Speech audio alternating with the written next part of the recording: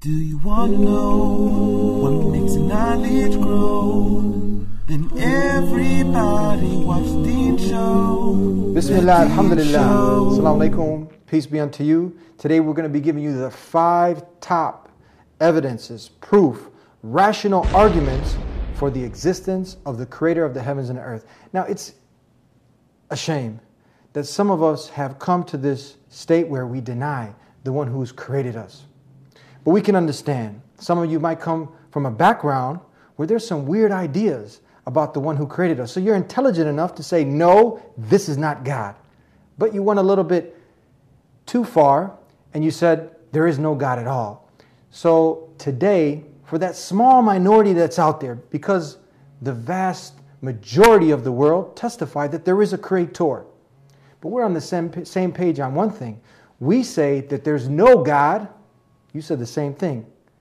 But we say, except the one true God. So hopefully, God willing, after this show, you'll come aboard. But you got to be humble-hearted, open-minded, and let this truth sink in. So we're going to help clear up the fog.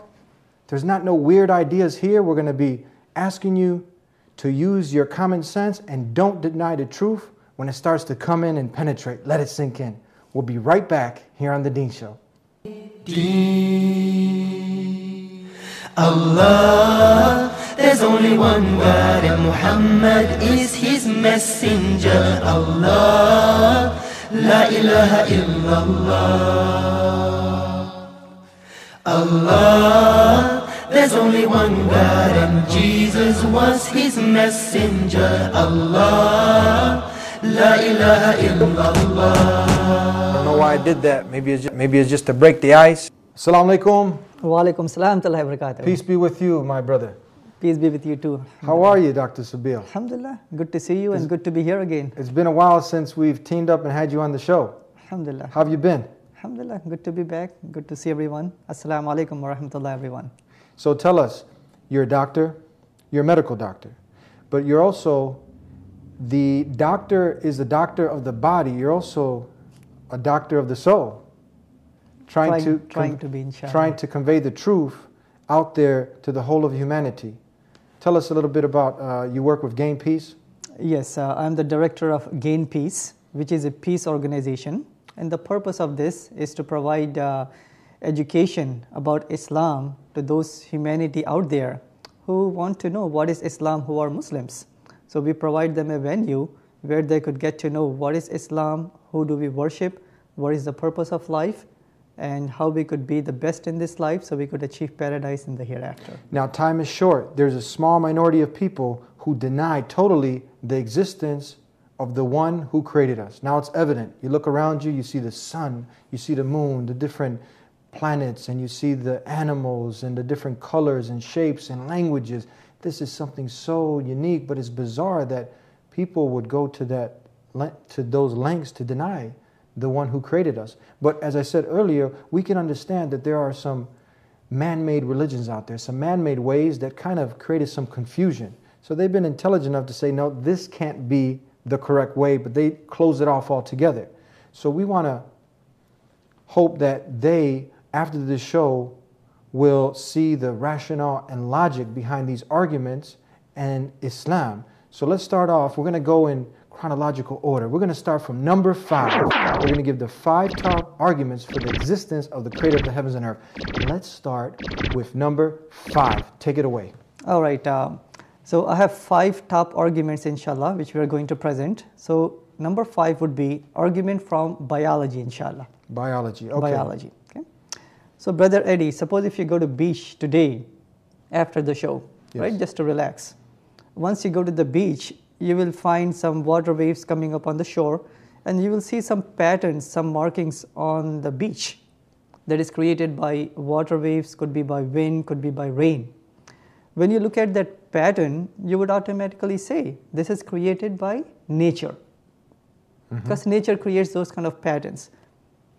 Suppose if you go to the beach tomorrow, and if you find some writings on the beach that says that Andrew was here, suppose, and he was here on the 22nd of April, and he had a good time with his family.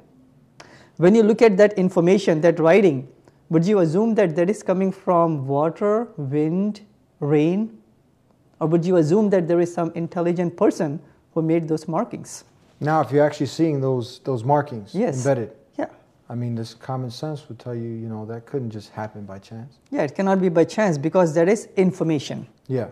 So information could only be created by intelligence. So nature, it creates patterns, and intelligence creates information. Now, here comes the very big point. Within each single cell of our body, and there are 50 trillion cells. 50 trillion cells. Yeah, 50 trillion cells in the body of each single human being. Within each single cell, there is a nucleus in which there are genes that are instructions of how a cell should function, how the body should function, all the organs, how they should function. So they are like the blueprint, the instruction manual within each cell in the nucleus. So if you take these instructions and write them in the form of a book, for example, you will have to fill up 900 books, 500 pages thick, each book. Wow.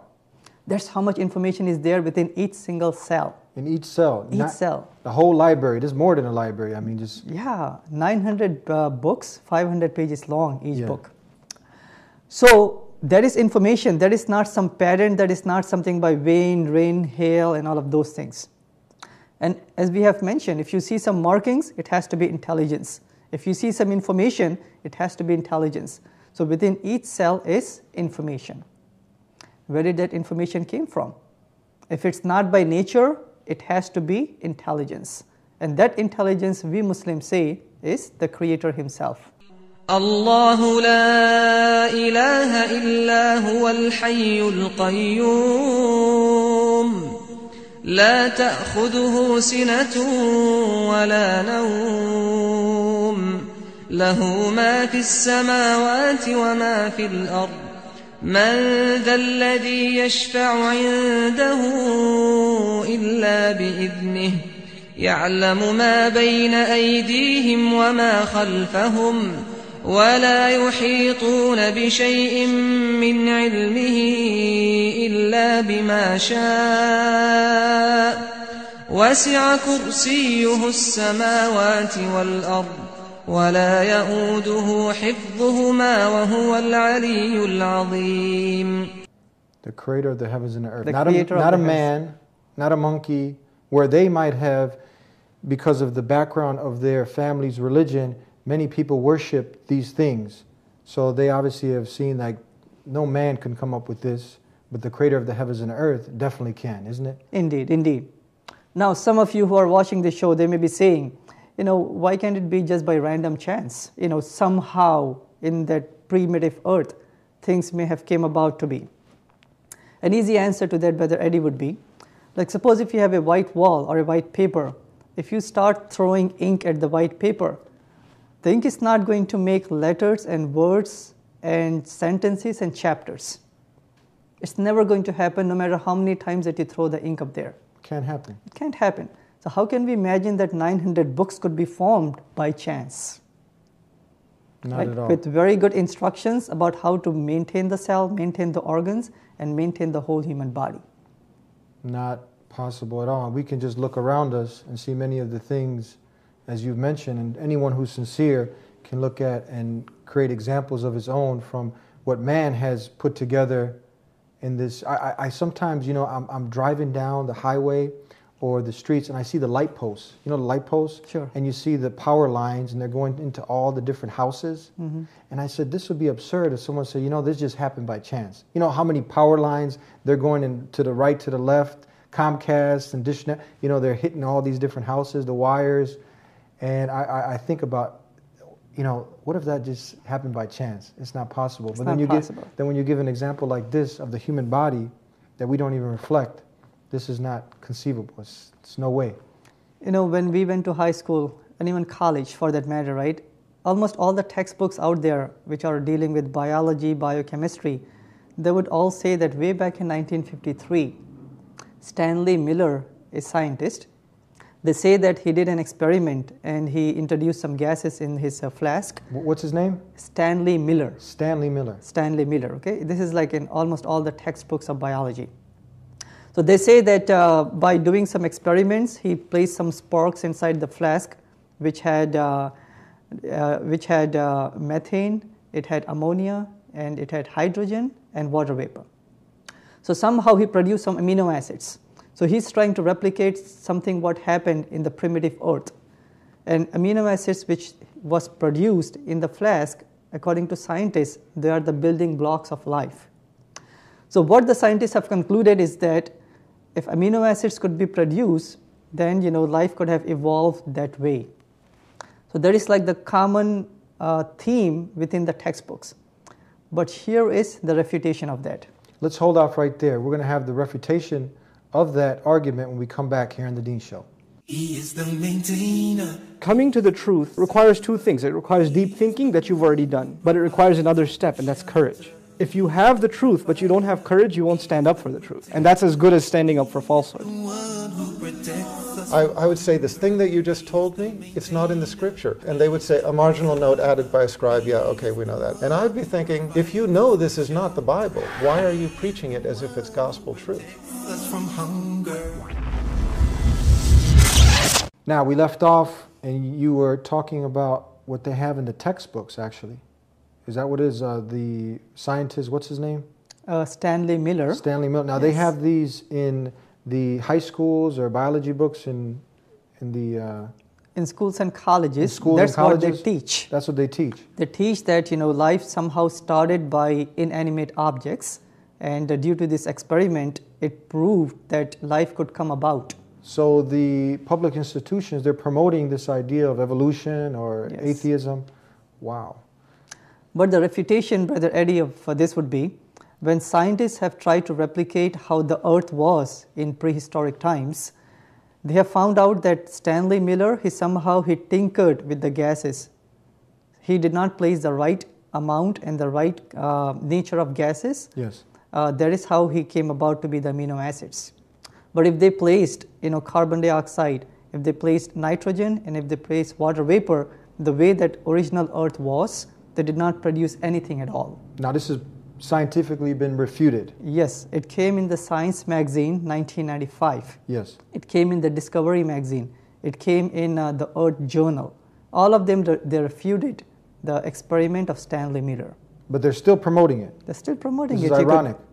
You could go to any bookstore or any high school or any college. You will find that in there, unfortunately.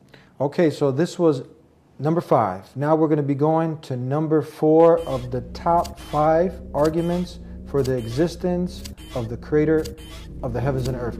Number 4. Take it away. Number 4 has to do with biochemistry. Now suppose if you're traveling from Europe to United States of America. You just cannot travel, you have to have certain documents. And you have to enter through certain port of entry. And there would be some police, some guards standing up there, they will check your documents. So you have to have something. And once you land at the airport, you have to go to your house, you have to have some transportation. Maybe a car, and the car has to be safe enough so you don't, it protects you from the rain, wind, and all of that. And once you reach inside the house, you have to have, certain way that you go inside the house. And you have to travel by highways, correct? So if you take that analogy, my dear friend Eddie, each single cell is more complicated and more efficient than any city or any nation or the whole world combined. Each single cell. Wow. Each cell has a cell membrane, and that cell membrane has special points of entry.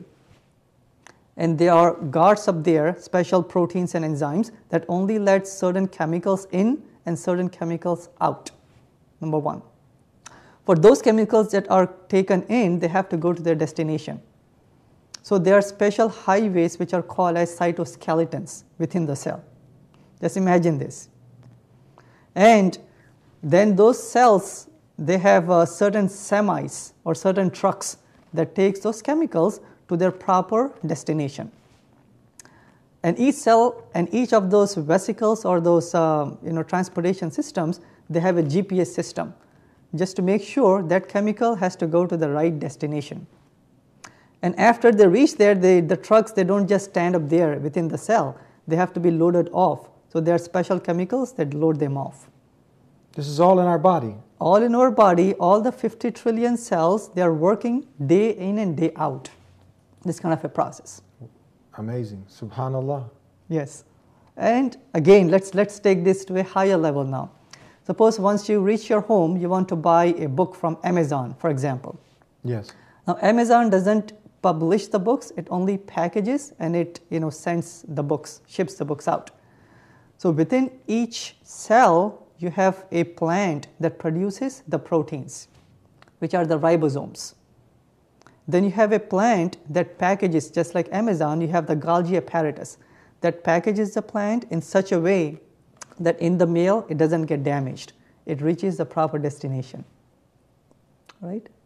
Now, once you're inside the house, you have to have the lights, you have to have electricity to function your computer, your television, and all the appliances. So within each cell, you have a plant house or a power plant, which is called the mitochondria, that supplies all the energy to the whole cell and the whole body. All right? Now, once we are inside the house, sometimes we have to dispose some of the garbage, and garbage trucks, they pick up each day, each week of the day, of the year, right? Yes. You have to have that. If you don't, then it's going to be health hazard, whatever, to the city and to the house. In the same way, there are certain chemicals which are called lysozymes inside the cell that are the garbage disposable units of the cell. All this is working in the body. In the body, inside each single cell. And you don't even have to pay the workers inside. You don't have to It's pay all at free. all. It's all free, my dear brother. Yeah. Yes. So look at it. A full functional city inside each single cell. Wow.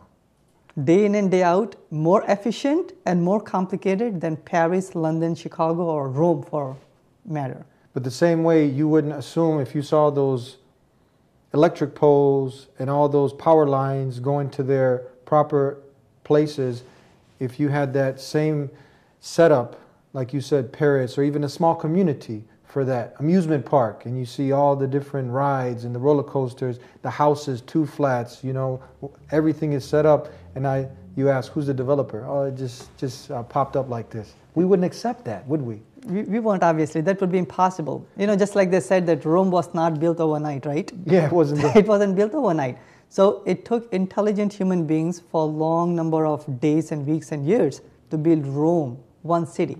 Yes. How can we imagine that this complicated city, which is the cell, was built by chance without any intelligence? And from what you're telling us, this cell is more complex than any amusement park, any 2 flat, any big skyscraper, any city, any of these things. Not just complicated, more efficient. More efficient also. Yeah. Not every complicated thing is good or efficient, but cell has 2 characteristics, complicated and efficient. It's bizarre how and to what lengths some people will go, but it's amazing. I heard a story once I'd like to share, maybe you've heard it too, when one of the great scholars of Islam, he was having a dialogue with some atheists, and they had made a appointment to meet at a certain time and place. He was purposely late, and then they asked him, they said, why are you late? You're supposed to be a Muslim, you're supposed to be punctual, what's going on? He said, you know what? I came across a bridge and it was broke and I couldn't cross. And they said, well, how'd you get here? He said, well, all of a sudden, all the nails and the wood and everything came together and I crossed over. They said, man, you're crazy. Get out of here with that. He said, I'm crazy. He said, what about you? Look at this universe and everything in it and the cells like you're mentioning, and you're saying this came by chance? You're the one that's got something loose, not me. And I think if the story goes on, I think they accepted Islam, the call to the worship of the one God, worshiping Him alone and not His creation. So we will actually, go ahead, Dr. Sabil. Yeah, so before we go to point number 3, let me finish up with point number 2, inshallah. Before we go to point number 2, we're going to take a break. They're signaling that we have to go to a break, and we'll come back, God willing, to cover point number 2 here on The Deen Show with Dr. Sabil. I just want to say, very simple message. He is the maintainer. One of the beautiful things about our religion of Islam is the emphasis on direct ritual and prayer to God directly. There is no intermediary. The lights will go on after the party, and the party will end. It's very simple and very clear. There are no superstitious rituals, no strange incantations. Time is running out. We might not make it till tomorrow, and this is something that we need to think about. We're here with Dr. Sabeel giving you the top 5 arguments for the existence of the Creator of the heavens and the earth. Now, before we go on to number 3, is that right? We're finishing off number 2. Finishing up number 2. Yes. I just said when I started, it's a shame because everything points to the existence of the Creator of the heavens and earth. And we really want those people to be sincere, and they might have had some tragedies happen in their life, and the way of life that they followed before wasn't able to answer the doubts and questions that they had. So hopefully after this show, it'll stimulate them to look a little further into the way of life that was lived by all the messengers of God, and that was indeed revealed from the Creator of the heavens and the earth, and is logical, rational, and is nothing like maybe they've encountered before, definitely without a doubt. Please wrap up number 2. Okay, to wrap up number 2 again, suppose if I tell you, Brother Eddie, that this city, this humongous city, that it is going to replicate itself every few hours. That Chicago is going to replicate itself, all the structures, all the people, all the rights in there, all the electric supplies. It keep on replicating Chicago every few hours, each single day. I say you're crazy. But each single cell is doing that, my dear brother. As complicated it is replicating, so it could make more cells. But we just can't comprehend that. But we can, when you gave this beautiful example, this whole city, we can see the city and we say, no, you can't do that. You know how many years it took to build? Yeah, so just imagine that all the scientists, all the research institutions with the modern technology of the 21st century, we cannot even make one single functional cell. Not even one functional cell. Never, we never did that. So how can we assume that nature could have produced that complicated, very efficient cell by chance? Impossible. If it's impossible by human beings or anyone by nature, it has to be pointing to one direction, and that entity is a supreme being who we call as Allah subhanahu wa ta'ala. Before, because we're almost out of time, and it looks like we're going to have to do a part 2 to this. We came to only number 2. And of the top 5, what is it about Islam that's so unique, that fits with human reason, with the intelligence of human being? Let's give them a little bit of the taste of Islam. Talk to us a little bit about Islam. Islam, my dear friends, is very rational and it's easy to understand. It starts with the pure monotheistic belief of the concept of God. Oneness of God, very easy to understand. There is no complicated logic, philosophy involved. God is one in one, easy to understand. Then the way to salvation is very easy. Personal accountability. We don't have to give the sins no one has to die for us. If I did committed a sin, I would be punished or saved, right? Personal accountability. Number 3, the comprehensive guidance that God has provided. It brings peace and purpose in life, and it provides solution for a person and for the society. There's so many problems out there.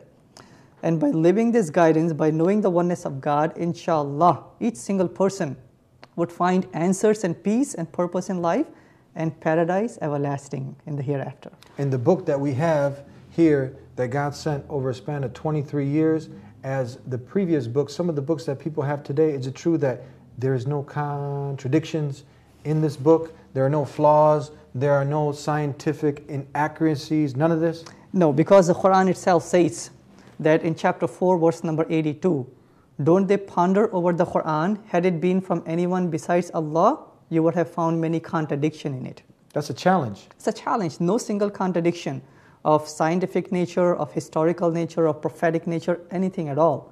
Then last but not the least, Quran also mentions in chapter 41, verse number 53, that God is going to provide the signs in the universe and within ourselves that may become apparent that this is the truth. And indeed, it is the truth, and over 1.5 billion people testified to it, and it is something that if you look at it with an open heart and open mind, you'll come to the same realization. We're going to have to do part 2 of the 5 top arguments for the existence of God. Make sure you come back next week so we can continue, and we'll see you then, inshallah, God willing. Peace be unto you. You have to pray as if everything depends on Allah, and it does. But you must work as if everything depends on you, and it doesn't. That's my point. You see what I'm saying? And I don't like that. I don't like us sitting here. What are you waiting for? What are we waiting for right now? What are we waiting for all these people to come to Islam? What are we waiting for? What are we waiting for right now? When they're going to come? They're going to come. Allah going to bring these people. Allah subhanahu wa ta'ala put in our hand the ability to do it. Now do your job.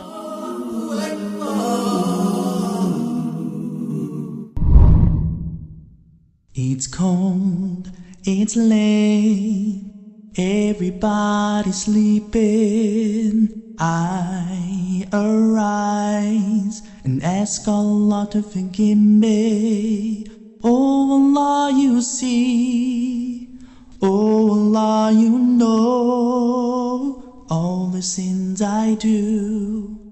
I turn to you to forgive my sins of my heart.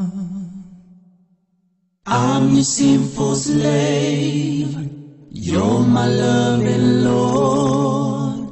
I'm the one who runs away, oh Allah, guide me.